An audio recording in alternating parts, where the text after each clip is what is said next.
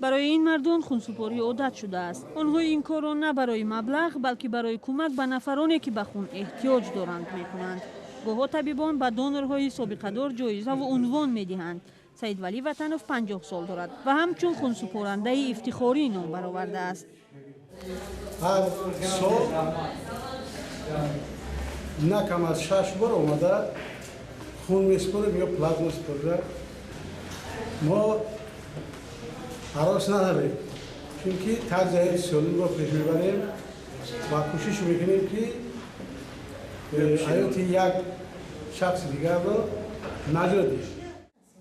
سفرما غیورова هم برای خونسپاری به اینجا زیاد می آید. او برای صحتیش این کار را می کند. می گوید اکثرا وقت درد سرش پیدا می شود به خونسپاری می آید.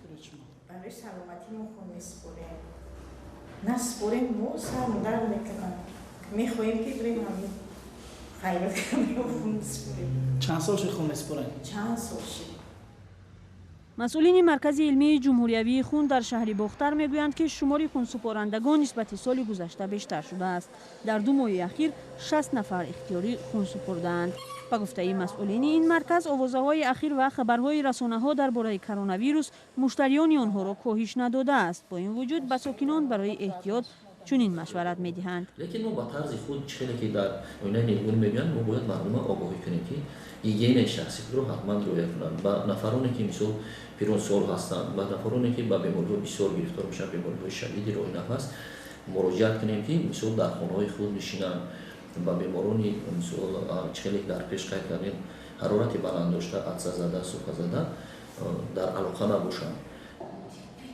در ولایت ختلان حدود 2200 نفر خونسپارنده دائمی است. برخی برای دریافت مبلغ این کار را انجام می‌دهند و قسم دیگر هم برای برقرار کردن سلامتی و هم کمک به احتیاجمندان.